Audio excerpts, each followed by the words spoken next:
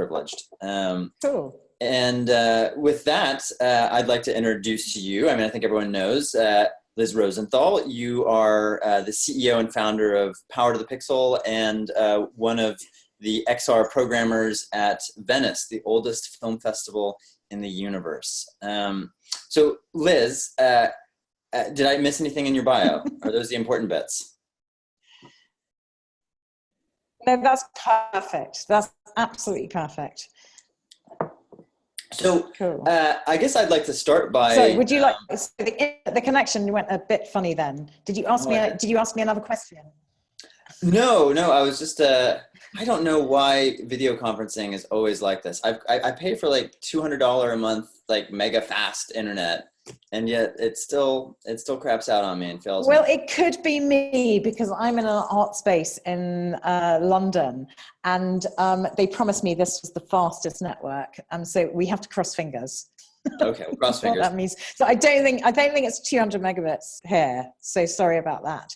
It's not 200. I just pay for 200 megabits. I get like 2 megabits. I feel like I'm always getting screwed by them. But anyways, I mean, I always start by like giving people a little context about what you're doing now. So you're in the beginning process of programming for Venice this summer, I imagine. Like, I mean, this is something you probably do all year round, right? Like you're looking for interesting projects all year round, but give me a sense of where you are in that process right now. No, absolutely. So Venice is definitely a year-round feature in my life.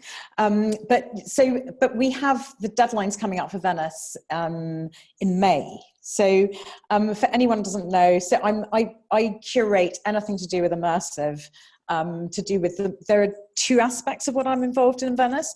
There's the market, the project finance market, the Venice Production Bridge market, which is the industry part of Venice. And then there's Venice VR, which is the main competition section, which are two different things. So when you're saying, where are we in the year? We have two calls that are open. So the first one is the Venice Production Bridge market. So that's for producers and creators who have projects that are in development, looking for finance. So just for all the sections of Venice, we're completely open to any form of immersive content. So even though the section's called Venice VR, and often people talk about, Venice VR, we are open to any form, platform that encapsulates anything to do with immersive. So Venice Production Bridge Market, the deadline's going to be on the 1st of May. And for the competition section, it's going to be the 31st of May. And when you say competition, you mean that's the Venice VR part, the exhibition? That's right. That's the exhibition. So for finished work, which is the exhibition, Venice, as you mentioned, is the oldest film festival in the world. I don't know about the universe, because we don't know about that yet. but yeah, why not claim that it's the universe? So we're the first of the A-list film festivals that actually created an official competition section. And this is kind of an important thing that I'll talk about later, because immersive content is part of the festival. So that means that Venice is putting it right in the same position as feature film. So the competition is for completed works, and we have criteria in terms of what kind of works can apply. So that's kind of quite important because the fact that we're an A-list festival and it's a competition section, we try to take world premieres for most of the works. Then in terms of eligibility, we do take international premieres, but we take very few. So an international premiere, just to explain, because it gets complicated, that means that if you're a producer in the UK and you've shown your project in the UK, then you're eligible to apply. If you've shown it, if you've submitted it outside of the UK, then you're not. It's already done its international premiere. If you're co-production, like say a US-UK co-production, you can show it in either country and it's still eligible, but not outside the US and UK. Got it. That makes sense. And you've been, did you have because part of what I want to get out of this call is totally selfish. I haven't been to Venice yet. I heard great things about it the first year. I wanted to go last year. We had a number of projects that were in Venice, and I was part of the market thing, and I had to pull out because I had a baby and it was just not practical to leave him behind with the mom. So I want to like have you really paint a picture for like what it is, because it sounds phenomenal.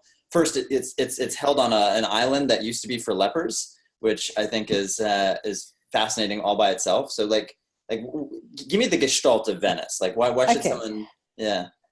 Well, so the film festival is run by an organization called the Biennale. So I don't know for people who are listening. So the Biennale is one of the biggest cultural organizations in the world, and they're very well known for their art and architecture Biennale, which runs from May to November every year. So that alternates. It's art this year.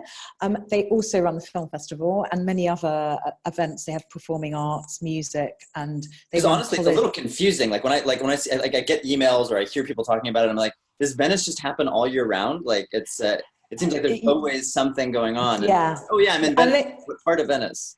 And basically they run everything really to do, well, they run many huge events and exhibitions to do with culture. So it's quite an amazing place. Venice, obviously, it's, renowned for the artists and musicians who lived there and created there. So it's an amazing canvas. And Venice is just a spectacular place. And I often think it's almost like going into another reality, being in Venice. So having... the island, and I'll talk a little bit more about the island, is, you're in Venice, you're already like, wow, I feel like I'm in some other reality. And then you take the boat to the island, which is another reality. And then you go into these, this whole curation of experiences. So it's like Inception. You're just falling into one dream, into another dream. Yeah. And it's the water as well. So you always feel sort of slightly floaty and hopefully not motion sick. Or I should say like seasick, actually. Seasick and motion sick. So you were saying the island. So the main festival is held on the Lido, which is this long, thin island that I don't know if people have been to Venice. René, have you been to Venice before? Have you ever? No, I haven't. I've never been to Southern Europe. I fell in love with a German girl in high school, and that was the only place in Europe I spent any substantive time. You've got to spend some more time in the southern bit, so you're going to come this year. So Venice is made up of islands, and the main sort of area where many of the tourists go is St. Mark's Square, San Marco, and that's the sort of main island where most of the tourists are. And then the last island between the lagoon and what sort of like protects the lagoon from the Adriatic, from the sea, is the Lido, where the film festival is. So our island is just off the area where the film festival is. And it was a plague quarantine island. And all the small islands in Venice were used for really dark purposes. So either prisons, asylums, plague islands, and anything else you can think of that sort of nefarious things went on. So there are many stories. And my co-programmer, Michelle Rayak, we worked together on the VR sections. He was very funny in the first year because we had loads of press interviews, and he, for some reason, thought the island was a leper colony. So loads of these stories have come out. It's been many things. It's been used for many things. But I don't think it was a leper colony. It was so funny because we have this wonderful press team of Italians. And there was one of the guys who was doing international press. And he was so nice and so polite. And then the last day, he said to me, it wasn't a leper colony, just when Michelle had done another interview. It was so funny. So now it is a leper colony. But anyway, it was a... Yeah, I'm going to stick with it. It's a way better story that it was a leper colony. But the plague is pretty good because obviously there are many analogies towards, VR or XR and the film festival, and about the fact that we're on an island. Sometimes it does feel like we've got the plague for the rest of the entertainment and art industry. Who are you guys? We'll just keep you cordoned over there. Make sure it doesn't infect the rest of the scene. And we were thinking, Michelle and I had the stream. It was amazing when we got it was in 2017 was our first year of the competition section, and we were in the midst of selection in July, and we still didn't have a confirmed venue, and it's really hard, obviously, to find space and to find appropriate space. We really wanted to show, one of the big things, the reasons why we pushed in terms of the festivals, we believe very strongly that VR and XR needs to be exhibited well. what's happened, I think, so far is often it is a plague kind of entertainment form, and it's kind of sidebar event, or it's not in competition, or it's market, or it's it's on a basement somewhere, and often there's not given the resources or the care and attention, and we've got to bring people to this medium to understand what it is. So we thought it was really important to set the bar high and to do a very beautiful exhibition and try and solve some of the problems of exhibiting VR. And we're incredibly lucky because we have this amazing platform. And the president of the whole Biennale organization got very behind this. When we didn't have this, we thought at first we were going to be in the Hotel de Bain, which is this amazing old hotel that's been closed for several years, where Death in Venice was filmed by Visconti. Okay. And it's this kind of beautiful fin de siècle hotel. And we were just like, oh my God, if we can get the Hotel de Bain, that would be amazing. And then we couldn't because the permissions didn't come. And we were in the midst of selecting these incredible projects that needed massive space. And we get a call on the last day of selection, go and see this island. And we're like, what? Is this real? And so we get on the boat and we get taken around by the Guardian. There's a guy who's on the island with a dog. And the funny thing is, it was actually a place where they put stray dogs. That was for a part. And there's this dog there. We often think there must be loads of dead dogs. It's kind of the dog, we don't know, kind of communes with the spirit dogs of the island. But anyway, we went to the island and we just, it was kind of astounding because the island is actually, most of it is covered by 16th century buildings, by these really long passageways. So we got huge amounts of space, these wings of old hospital. I'm just looking at that. Someone's put totally just like the Isle of Dogs. And actually, we did show out of competition. We did show Isle of Dogs last year in our out of competition section. It's a beautiful space, and it means we've got a lot of room to play around with in terms of how we exhibit. And that it's a beautiful, serene environment as well. We have a big garden in the middle where people can hang out. And I know that like sound is always a big issue at festivals, right? Like sound bleed, like you'll be in one experience and you'll be hearing like some shit come in from another thing. And in the past, you said that that's a thing that you take really seriously, which I think is fantastic, because as a creator, you want people to be completely lost in their experience and not drowned out by what's happening next door.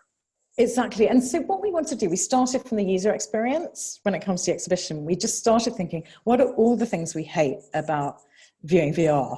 I think starting with hate is a good place. Just start with all the uncomfortable things that really piss you off. So queuing, that's one thing. Sound, comfort, and those were really important things. So we went back. So sound, really important. Ticketing. So that was what we started thinking. We can't have queues. First, we were lucky we got the space, but if you have queues, it means there's loads of people hanging around chatting. Yeah, and that makes sound. Yeah, and that makes sound. And then you've got loads of really pissed off people because your feet hurt and you're queuing maybe to see something that's 5 minutes and you don't know when you're going to see it. And at a festival, you're usually really busy. You've paid a fortune to travel somewhere. You've got meetings and you've got to know when you're going to see something, in the same way you get a cinema ticket.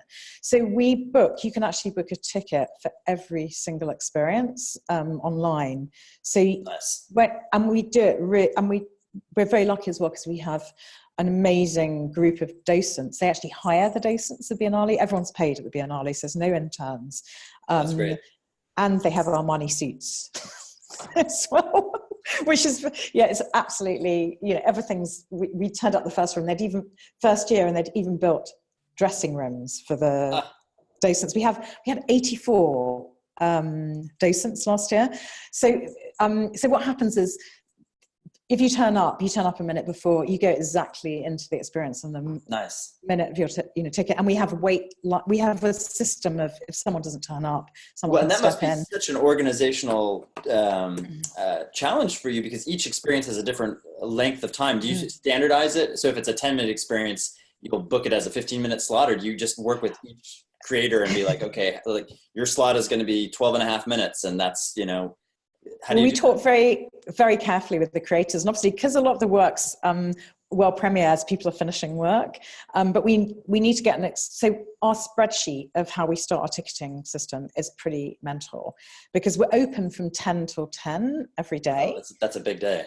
Yeah, and so what we do is we have to, every single experience that's high-end headset, stand up, or in the installation, it's different for the 360, but every single one has a different, we work out the slot and the onboarding and offboarding that we're going to need for that experience, and we do the slot that way. Nice. But it's all booked out, and we have break moments as well, and everything starts on time. So every single experience has its own ticket, every single moment. And some of them obviously have, they might have their multi-user experiences, then they might have 5 tickets for that slot. So it's pretty complicated, and we work with the brain hurts just thinking about it. Having done that stuff, I know how challenging it is. It is, and to integrate it into an accreditation system, that's the challenge. So you have to get it with your badge, and it's taken this year, it's going to be perfect, she says. But it's really hard making it work within an accreditation system with a barcode and going in, but so it's a full-on job. So Michelle and I, we met every single person on the Biennale because we're dealing with every single team. So the ticketing thing, that's what we want to do, and it really works. The other thing we do is we make sure we have 2 press days before we open the island. Yep. So Venice VR goes on for the whole of the film festival. Well, that's what I was going to say, is like how, so I know I've asked you this before because it's hard to be at a festival for 2 weeks, but it's about a 2-week-long festival, right? Like it's rather long. It's a bit shorter. It's generally, it's sort of like 10, 11 days, but then there are 2 press days before. Okay. And so the last 5 days, we have a special ticket that is for members of the public can come in. So you don't need to have an accreditation for the festival. You can buy that pass. And it's a really good deal. It's €50 for 5 days, and you can book tickets online in the same way. You just can't go to the rest of the festival. Yeah. But the first part, you were saying, so we have 2 press days before the festival starts, which is really great. We have a proper press team. Like we have 4 people who are dead on the island, and then the rest of the press team as well who are overseeing it. And then we make sure we have press VIP tickets that are slotted in. So someone doesn't turn up who's like really important, which is how often happens at festivals. And you think you're going to go and see something, and then they're like, oh my God, Robert De Niro's arrived. He's going to get in. Yeah. You're like, that what? Bastard. He snakes everything. Yeah. Always trying to go see, and then Robert shows up. Yeah, it's amazing. He must have many clones, because I'm sure he doesn't watch that much VR. Just the stuff that I try to see. He's always there. Exactly. The same for me when I was in Tribeca. It's Robert De Niro's coming. Maybe they just say that when they don't want to really show it to us. It's like, no, Robert's coming. We can't show it to you. Okay, so I've got a beautiful picture of the competition section. So wait, are all the projects in competition, or on the island for exhibition you have a competition section and then a non-competition section, like traditional? Yeah, so what happens is you can only submit to the competition. So what happens is we choose around 30 projects. We had 30 in competition, 30 last year. And then Michelle and I curate a best of section. So where we choose projects that we've seen elsewhere that aren't eligible for competition. That are kind of state of the art. Non-world premiere things, but things that you've seen that you really love that you want to have be part of the mix. That's great. And how many projects do you pick? It depends. We had 6 last year, I think, 5 or 6. And then another part of Venice is the Biennale College. So they have colleges for film, performing arts, music. And there's a VR college. So we show the projects that have been selected to be financed. So we had 4 actually last year. They financed 3 and 1 other got made. So it's quite a lot of VR things that you could see. It sounds like around 50 experiences, maybe. It's 40. It was 40 altogether, yeah. So we had 40, and last year, and it would change this year due to there's been some obviously developments in technology like Magic Leap this year coming out. Yep. But last year we split it into 3 physical sections. So we have a VR theatre for 360 work. So we have programs that are around up to 30 minutes long. And we have a really beautiful big room where that's shown to 50 people simultaneously. Beautiful. Then we have projects that need high-end headsets, you know, HTC Vive, Oculus, that are in another section that don't need physical installation. But we have, every single project has its own space, and it's beautifully designed with these veils that separate the areas. Yeah, I've seen the photos. They almost look like old horse stables or something to me, right? Like it's quite raw and gorgeous. Yeah, because the building's sort of like that semi-renovated look. So everything's renovated, apart from it's sort of brick. It's really old brick and trusses and stone floor. So, and then if you have an installation, so the installation section is for projects that need a designed physical space for whatever reason for their experience. So those are the 3 different sections so far. Smart. But we're going to see what, you know, it may change a bit this year. It'll probably be along those lines. And it's a really big area. So it's, you know, it's thousands of meters, and you end up. I think having that clarity is nice, where you have like because at Sundance this year, there's no clear distinction between the you know, HTC and Rift experiences that have a physical build out and don't. They're sort of just ones that do it really well, and then other ones that don't do it very well. But I think like it takes the burden off of artists, honestly. Like if they don't need that component, to have it just be clear that this is like just about the experience and it's not about the installation. And also it gets kind of messy, and because Biennale, what's interesting about going back to this idea of the Biennale, and it really makes sense as they got behind, you know, immersive content, is the fact that they understand art and exhibition, and that's a big thing, is exhibition. So everything's designed. Everything's designed on the island, and I think what's happened a lot of the time, you know, when you have exhibitions, it looks a bit messy. If you don't have a through design. So even the installation spaces, we've built rooms that are soundproofed. So there's all the colour, the way that's chosen, the veil, colours, the font, everything. So you don't get loads of posters and logos and stuff that kind of distract. And that gives the space a real serene feel. Nice. So it's kind of like an exhibition, but it's like an exhibition. It's between an art exhibition and a performance exhibition. It's kind of beautiful in that way. I'm so excited! I can't wait. I'm so excited. So I think Selena's going to come too, my wife, and I'm going to bring my cool. kid. I think we're Brilliant. Gonna make a whole family thing. Well, loads of it. It's a great place to come with your family and friends and lovers, because it's Venice and you can't go wrong. I'm so excited. So now I want to talk about the marketplace, because I feel like I'm really getting this picture of the exhibition space and the competition, and I feel actually before we move on, I think we've got one question, maybe 2, that we should answer.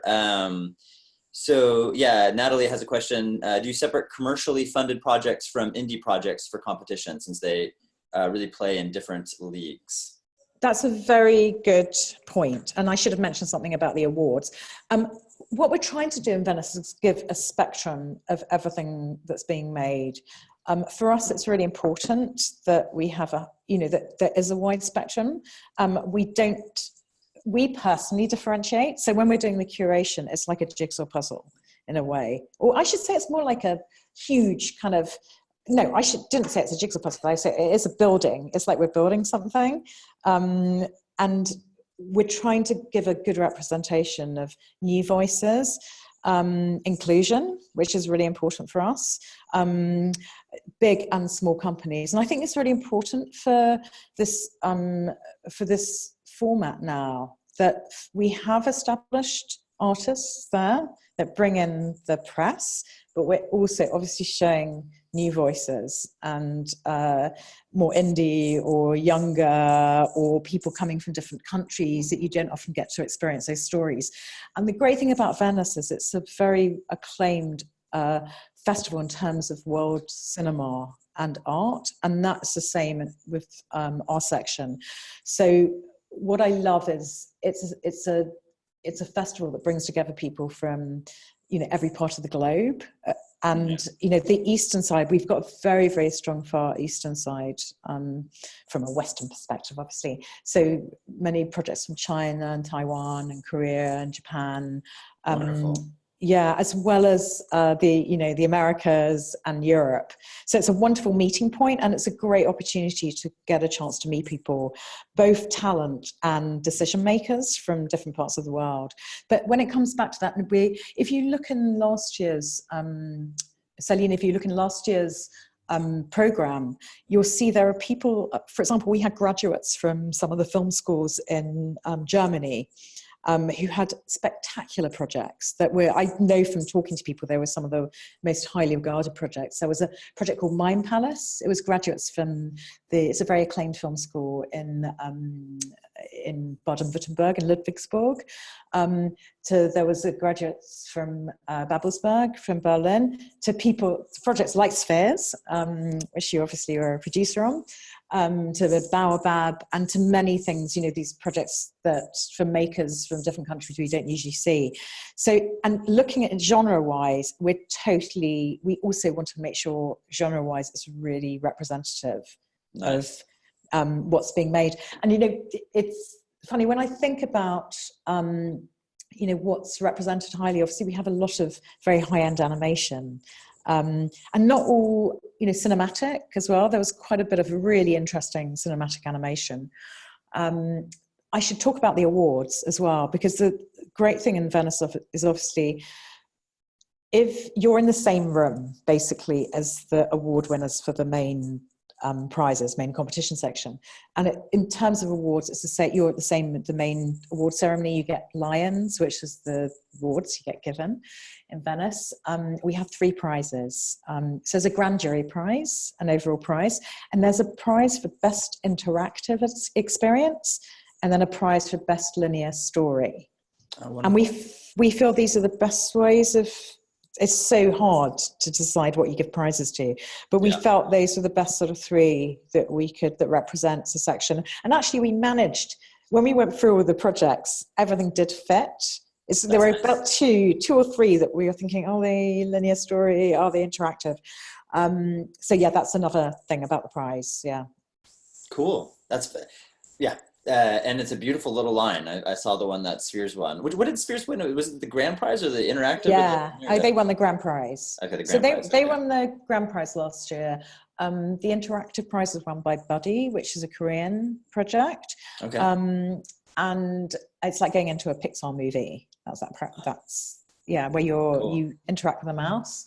And the third prize was L'Île des Morts, Island of the Dead, as opposed to the dogs, which was a French project. I haven't seen either of those other ones. I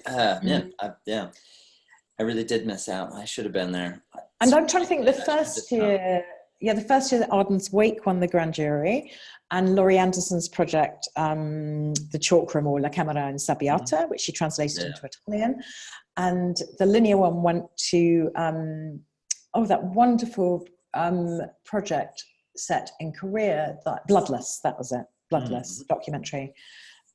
Yeah. Wonderful.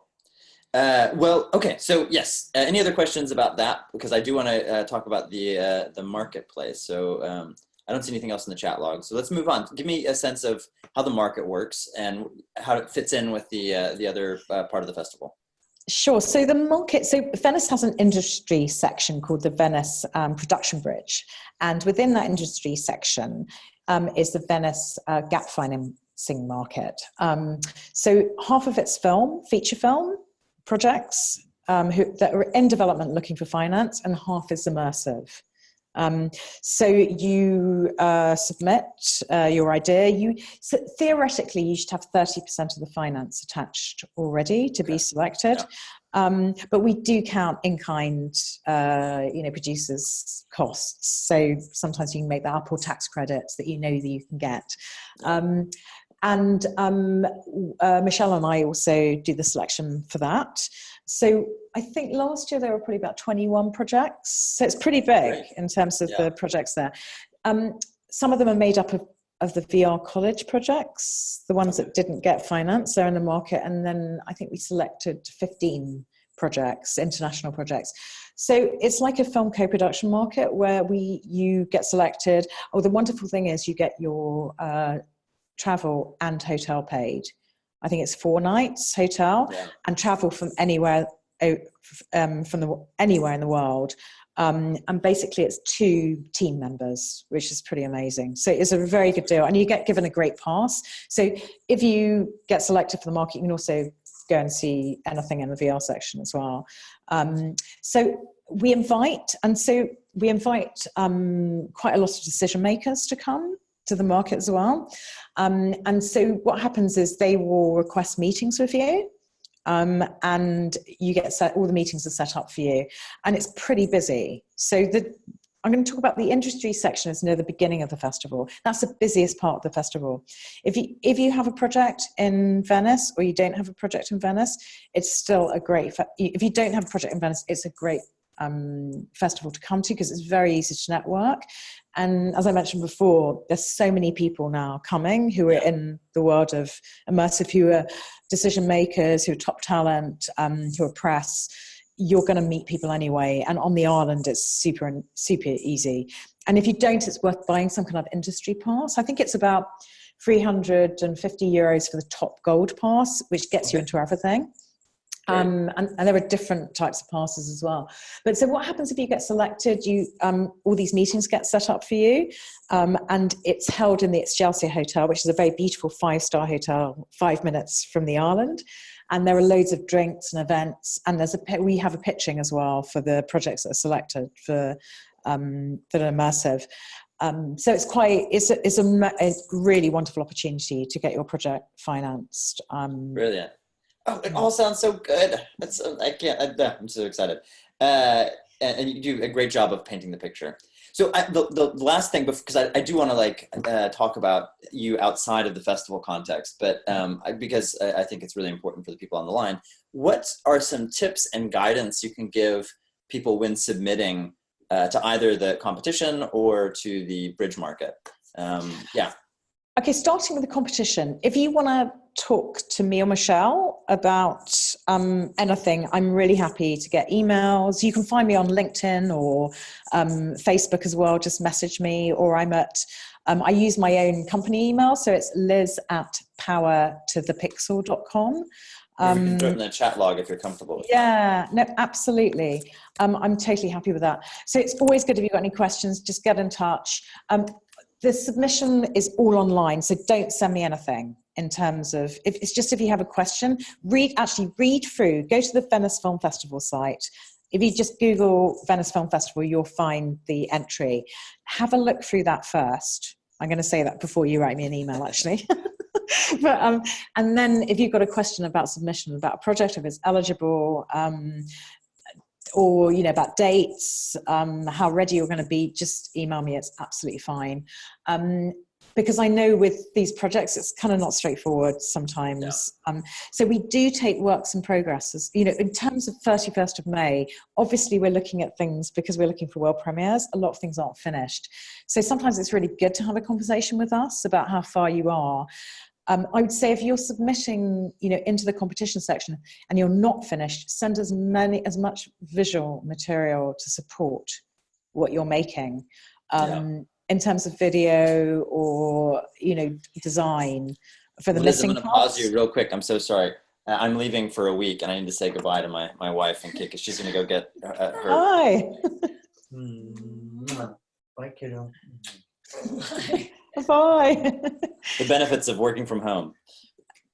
Absolutely. Keep going. So I know. So sometimes it's good to have a conversation about that. Obviously, for things that are installations that we can't see the whole setup. Sometimes I'm going to be in Tribeca. I'm going to be in Cannes. I'm going to be, where else am I going to be? I can't even remember where I'm going to be. How about new images? Are you going to new images? I'm really excited about new images this year. I can't, because I'm going to be doing selection. So we're doing, so for me, it gets very busy June, July. I've got to do it. I've got to be in Venice to do selection. So, if you're in London, you're passing through London and you want to show me something physically, Michelle's in Amsterdam. And we're dotted around the next month, and you need to show me something physically, then do that. That's absolutely fine. Because it's kind of hard sometimes explaining installations. If you can't do that, then anything that's video play out that helps, That really helps.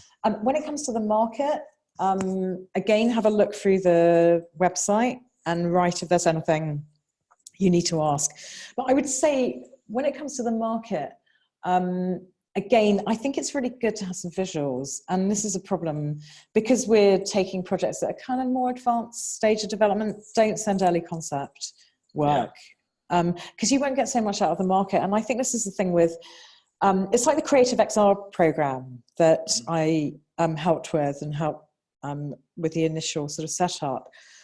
What I feel is really interesting, what's important in this whole area is that we have prototypes. And it's a really hard thing to have money to develop prototypes because I think until you see a little bit of something, it's really hard for any financier or distributor to make a decision about. So in the market, I think it's really good to have something you can show. And so obviously for submission, visual is really important, not just words. If you have partnerships, it really helps in terms of you might have the tax credits, you might be putting your producer's investment into it, but it's good to have other partners attached to the projects, whether it's your local, if you're lucky enough to be in a country where there is public funding or foundations or somebody backing the project helps. Yeah. You want to see that there's support that's broader than just the artists behind it typically. So a couple questions. We have one. In Biennale College Cinema VR, do you consider projects that have presented in past editions if they have made significant changes? In the college cinema, that's a development program. So the college cinema is a development program where it's separate from from when the festival takes part. I think the submissions are at the end of the year, and it's in autumn actually. I don't know what date it's opening for submissions this year, and it starts in January. And I think they take on around 9 to 10 projects to be developed, and then 3 are taken to the second college, are selected, and then this year we can only finance 1 of the projects out of the 3. But so that's different. I think that question. I don't know if that's a different question. Yeah, there might have been some confusion there, but that was probably helpful. And maybe but it's a development college for projects that that have some kind of obviously script or concept that get developed within the college. And then I think you did answer Natalie's question about what stage of projects and development do you need a prototype. Okay, cool. So we got 20 minutes left. So everyone on the call, be thinking about questions that you want to ask or updates that you have about your own work, because I'm going to loop you in about 10 minutes to share those. But for the next 10 minutes, I want to get to know more about your background, Power to the Pixel. I mean, you've been doing really interesting stuff for much longer than I have. You've been a part of this interesting scene for a while. So I'd love to get a sense more of your background and how you came to where you are now. Sure. I think that says something about my age more than Asian wisdom. So I come from the film industry originally. So I actually worked with a division of the Independent Film Channel in the States in a company called Next Wave Films. So we were the first company to start financing films shot on video. So on prosumer cameras, sort of Sony prosumer, first cameras that we used to shot feature. What year are we in right now? Just so 1998. Oh wow, that's awesome. Ago. Yeah. So we did 13 feature films. We started as a finishing fund, and actually we were finishing fund. We weren't necessarily all digital, but we put financing into Christopher Nolan's first film, Following, and we were produced direct. So we did financing, production, sales. Joe Carnahan did a number of great documentaries that are in Sundance and won prizes. So I was doing that for 4 years, and we started realizing, and with very small budgets. So we financed 3 projects from script stage that we helped produce on video.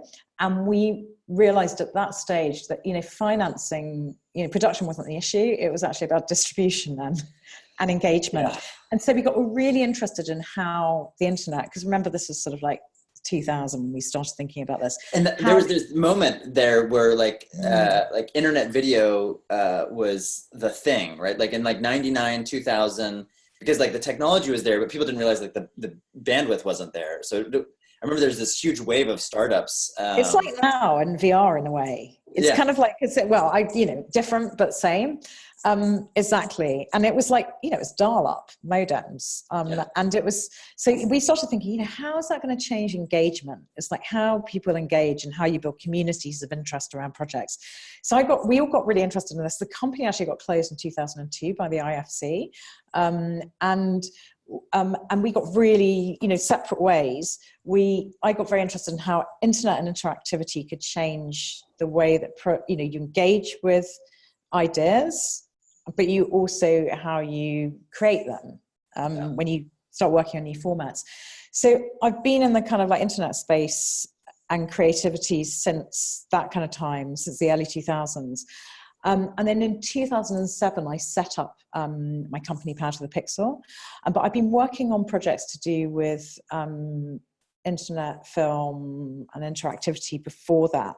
I was running this program called Digimart in Montreal. It was a philanthropist called Daniel Langlois, who set up the first CGI company, Softimage, and sold it to Microsoft for a lot of money, and then did a lot of work. He had various businesses in digital cinema and art and technology. He had a foundation, and I got asked to do the program for that. And it was so interesting because it was the first time I remember where I programmed people who come from film and internet together. That sounds really weird, but they were worlds that would have never, don't speak to each other now, 20 years later. And that was how, and then I decided to set up my company, Power to the Pixel, because I'm based in London. And I ran programs. I ran an incubator program called the Pixel Lab, which looked at how you used interactivity to create stories and engage audiences. So we worked on 16 projects in the lab every year. We had 32 participants. It was quite a special sort of incubator program. And I also ran a big event for 10 years called Power to the Pixel, the Cross Media Forum, which was the first finance market for interactive storytelling. And it was a very high-end conference, and I had a think tank as well for financiers in the space. Because I think whenever you're starting in a new area, people get very excited about experimentation and about the ideas, and they forget about sustainability. And and it's something I see now in the immersive space, and it's something I think is so important. And that was my hit from Sundance this year, was that like last year I felt like we had this wave of projects that were really brilliant and still pushing the frontier of what was possible in the medium, but also had one foot in trying to find an audience and trying to break out of just being this weird experimental thing. And that was really exciting to me. And I was hoping this year we would see that momentum continue, whereas I feel like at Sundance, it was mostly experimental projects, which again, I love, you need, but it was disappointing to see that there weren't projects that had sort of taken the learnings from, the projects of the last couple of years and, took another step towards building a bigger audience and making that bridge. Absolutely. I totally agree. Eventually. Yeah, and it's really, I think it's really important for us in the industry to start thinking about ecosystems. So I've always been a bit obsessed with ecosystems, and I think it's because I come from film, and I saw all the things in film that were really tough, because I was in the indie film scene when it was kind of healthy, but just about to crash down. There was a lot of money, and I was working in an American company, always based in London, and there were so many independent US distributors, and none of those exist, very well, maybe about one or two. And there was kind of money in the film business, but everything's changed now. And film is like theater now, where people do it for the love. If you're doing independent cinema, there's no money in it. You have to do TV or commercials. And that's why I got interested in interactivity and internet, because I thought, wow, this is really interesting. This is a change in model. We have to start thinking what this can bring. That was to film. That's why I got interested in all of this. And then it kind of changed. I thought, wow, it's not all about film. So now what I see a lot in this, and I totally agree about Sundance, super interesting projects, but unless we start thinking about business and we start thinking about audiences, yeah. We're kind of screwed. And I think artists get intimidated by the, like, calling it even business, but really for me, I boil it down. I tell, when I'm working with artists about, like, figuring out how you're going to make money with the project, is just think about the audience. What do you think somebody would pay to experience? Like, what would make them interested enough to get in their car and drive somewhere to see it, or to put the, push the buy button in a store to download it? Like, just boil everything down to that, because at the end of the day, that's all that matters. Like, can you find an audience that's passionate enough about your project to pay either with their time or ideally with their money? Absolutely. And that's the thing. I think you have to be really strategic. And even, you may be making a social impact project, you may be making a piece of art, but everything has to be in the right context, and it has to have the right scale. So I've done outside of Venice, I've done a lot of work the last couple of years, sort of mapping out the kind of ecosystem. So I've mapped out areas of finance, and I've mapped out areas of distribution and exhibition, and it moves the whole time. So I just did a keynote in Berlin. It was on distribution. I just did a very simple graphic that sort of maps out all the different distribution platforms. And there were way more. Sorry? Can you share that? Can you share that graphic? I've actually shared, I'm thinking there's a podcast where they've shared the graphic, and I'm trying to remember what it's called. And there's an article actually I wrote. So I'm going to, for the Digital Catapult in London, that's, if you look up Digital Catapult, so as in catapult, and you wrote Liz Rosenthal, there'll be an article I wrote actually last year, that I have updated since, and I'm trying to think the best way I don't know if it's slides. I will share it with everybody. Yeah. That's an article I wrote. Mapping is so important. I mean, like, when I went to design school, like, it was basically all about mapping. Like, so much of design is just mapping the territory and having the proper legend and guide to navigate. And I think it's a huge passion of mine, and it's a lot of what we've done with Kaleidoscope is the same thing, is just figuring out who are the people that make those decisions. And I think at the moment, no one really, because we don't have a structured ecosystem like traditional media industries that have kind of been around for ages, is really important to start visualizing. So I do a lot of strategy with programs. So I help build a lot of new programs to do with innovation and how you finance innovation. And I have a lot of strong feelings, having done ones of my own for many years and things moving, about being strategic when you develop your concept, not doing it at the end. And that was the problem with film. Why I got interested in this area. So I was like, God, it takes ages making these projects. And then you get to the point, you've got to find an audience. Actually, that takes way longer. That's the bit that takes longer. So bring it up front and start thinking strategically in how it informs your design process and your creativity.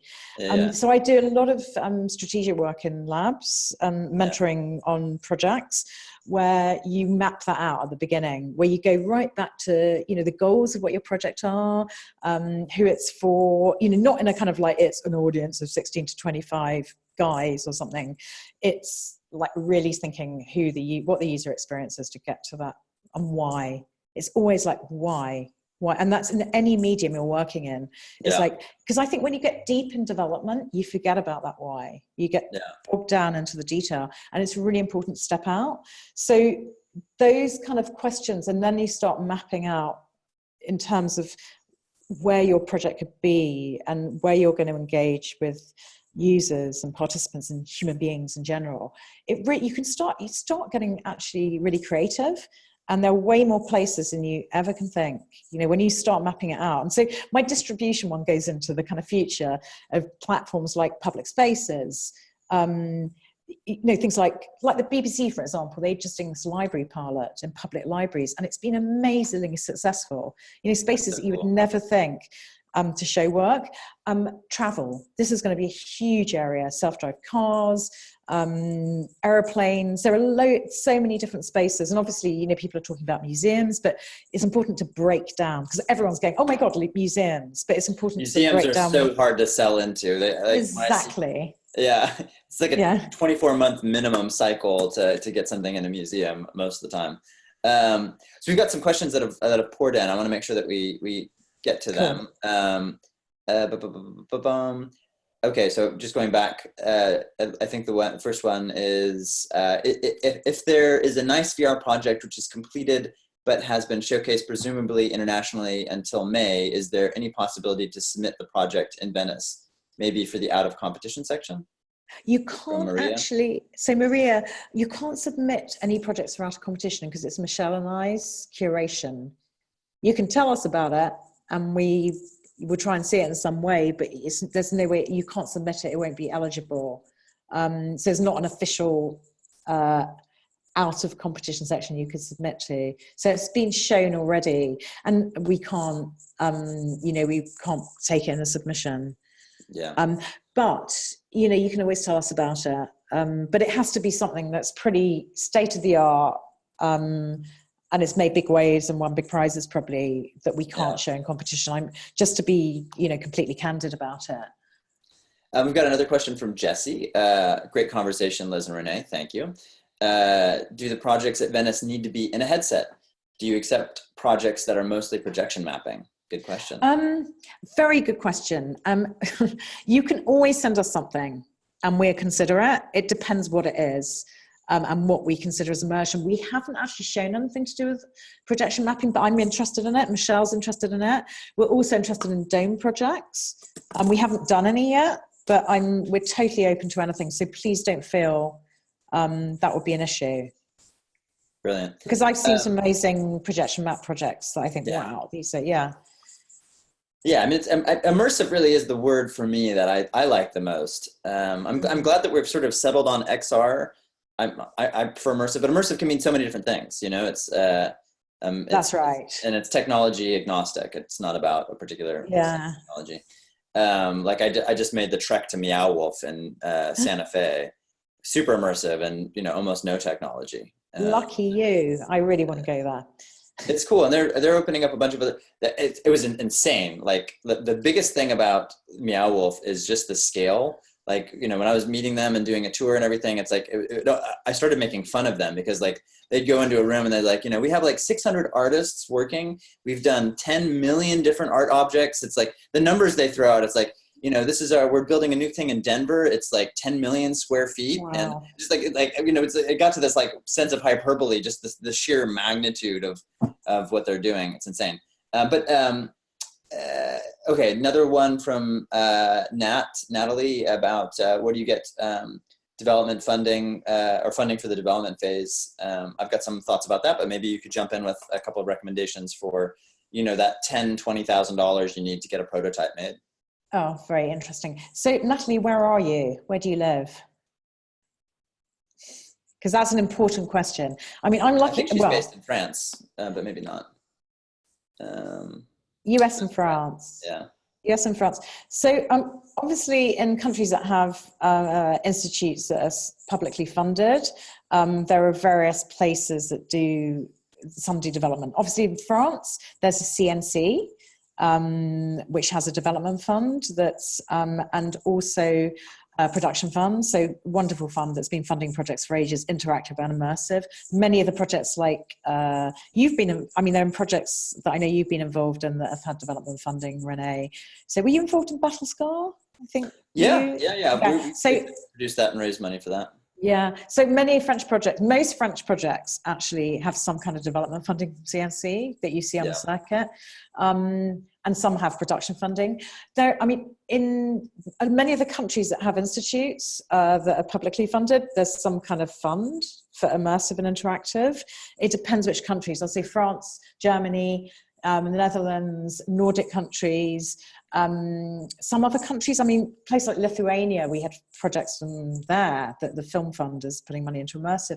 In the States, it's obviously there are foundations that are more orientated at social impact projects.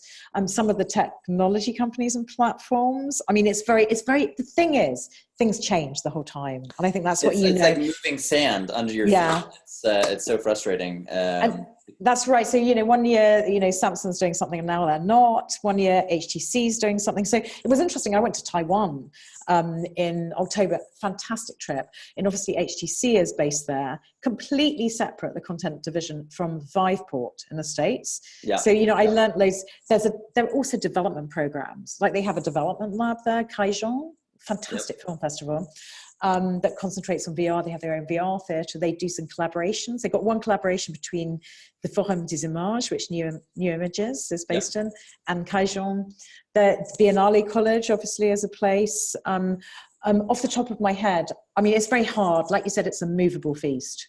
Well, and you did mention Kickstarter, and I'm friends with a lot of the people at Kickstarter, and I think that's where they fit in the industry. I mean, that's like, if you look at the average amount of money that you can get out of a Kickstarter campaign, it's in that $10,000 to $50,000 range. And I often find that that's a better bet if you're just trying to get money for a prototype. Absolutely. And I love it for that. And I think that they're a great organization. And I think you should never use them to try to raise the money for the full project. I agree. You just can't raise that amount. But if you're, if you just and $15,000-$20,000 to get a prototype. And since I'm friends with them, if you have a campaign, just send me an email and we can work with them to get it featured, which helps a lot. Okay. Absolutely. And sometimes it's funny because I used to be quite involved in the crowdfunding platforms. Indiegogo was someone that used to come to Patch the Pixel a lot, Slava and Danae. And they did a lot of social impact projects. They were quite and international as well. They're very good on international. So absolutely. And I think it's really important to be clear that you're doing the prototype when you're selling it to community, that it's not for the whole production. Tell people really clearly what you're doing. But I think that kind of range is brilliant. That kind of range money for a prototype. Let's blow through these questions. So I want to make sure we answer all of them before we run out of time. Any example of projects, teams that come to mind that baked in distribution, audience engagement from the beginning of the process? I mean, obviously, projects that have been financed by headset manufacturers or people that have storefronts come to mind. So something like Spheres, for example, I know it's probably not the best example because it's a big project with name celebrities in it. It's a tie-in. A lot of the sort of first deals in terms of those kind of projects are an exclusive window on the storefront of the headset manufacturer's storefront. So that's baked in distribution. Partnerships with exhibition spaces, if you're doing LBE, you might not, it's very unlikely to get money from those spaces, but that's baked in distribution. And it does take risk off the table. So when you're fundraising, it's one box that you don't have to worry about anymore checking. Absolutely. Got a question from Paul about what the name of that large LBE venue. I don't remember exactly what that was in reference to. Do you? Santa Fe, Meow Wolf, was he? Oh, okay, that was probably for me then. Yeah, Meow Wolf. Definitely check that out. Meow is in the noise a cat makes, at least in English. We probably pronounce it in a different way. Meow Wolf. Meow Wolf. Yeah, they're huge, and it's crazy, and they're going gangbusters. We'll see how long they can keep it up, but I'm very, very impressed. And there's places like 2-Bit Circus in LA, and there are many different places now licensing content. It's getting interesting. It is. Okay, question from Charity. What is the best way to present a complex project with multiple layers visually? Should we focus on the immediate prototype, or should we go deeper? It depends. Okay, if you're going to focus, it's always good to have a prototype to see if it's complex, to see what the UX is, basically. So I always think, explain the UX. This is everybody's mistake, is sometimes they go into the narrative and you have no idea as a user what the experience is. So what is your personal journey through that experience? That is a really good way. You can show that by storyboard visually is always really good. A bit of prototype is always good. But having a really good description of what happens when I go inside that experience is the best way. Okay, question from Gregory. As a curator, do you always agree with the decision of the jury, especially in your case, when you and Michelle might have different opinions on those who deserve to win? That's a sticky one. Of course we do, because we are not the jury. And we have no influence over the jury whatsoever. And juries are very, very difficult because it's very hard to get high. What's really important in Venice is we need high profile jury because it really helps. It really helps the medium to have people who are known in the traditional entertainment industry. It's very hard to find people in immersive who are kind of press names. And it's very, very difficult, you know, in terms of, you know, their experience of VR. We do a big meeting with the jury before we run through everything, but we can't make the decisions. And of course, we have very different tastes and opinions. Michelle and I actually, generally, it's so fantastic working together. And we have such an amazing experience working together, like intellectually. I love Michelle. I think he's amazing. I never met him before Sundance, and both you know. and he. I mean, we talked on the Skype, I think, a couple times and emailed. But I just feel so simpatico with both of you, and he's I don't know, he's so smart. I like him quite a bit. Yeah, and so we just have the best time, and intellectually it's so stimulating. We really love doing the curation, and we take it really seriously in terms of what's important and why we should share a project, and why someone's voice should be there, and why they should be represented. Super important for us. And of course, it's really hard because you build this program that you love, and you can't do anything about it. You know, it's the jury, and we've chosen them, and they're experienced, and we just got to go with it. So we never know what's going to happen. So we haven't. Yeah. I think that says it all. Yeah. Okay, last question. How do you feel about tilt brush prototypes for experiences? Have you seen many of those people prototyping a tilt brush and submitting it? I actually haven't seen that much of that, but I think it's quite smart. It's a very smart idea, but it depends how you present it. Yeah. I mean, that's the thing. It just depends how representative it is of the final piece. But yeah, why not? I haven't seen that. It's great. I think any design, I think it's great to design in VR, whether you're designing a building or a product.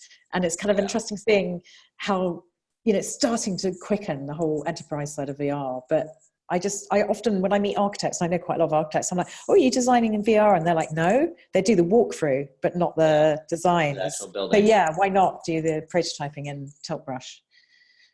Well, Liz, I know we're at the end of our time, and I'd love to talk to you all day. I just enjoy talking to you so much. Same here. That went so quickly. I know it did. And you're going to South by Southwest, I guess. I have to go catch a plane, or else I might try to convince you to stick around a little longer. But no, I'm flying in an hour to. Oh my God! To Austin. I'm envious. I see. I've got FOMO now because I'm not going to South by Southwest. But I know you've got a pitch there as well, haven't you? Of projects. So we did it. We're doing a thing called the funding showcase, where we selected 7 projects that it's like a little tiny mini market. And they've been very generous and given us a nice amount of floor space for those projects to show their work in progress. The other thing that we're doing that I'm really excited that I want to do at Venice, and if anyone's interested on the call, message me or send me an email or something, but we rented this big, beautiful house, and we're having like 20 people stay there, and we're hosting a lot of events throughout the festival. And I just find that's the most fun for me, is to have those small, intimate events that are like 50 to maybe 100, maybe a little bit bigger than that, people in a comfortable space. So I'd love to do that in Venice. I'm going to do it in Cannes as well.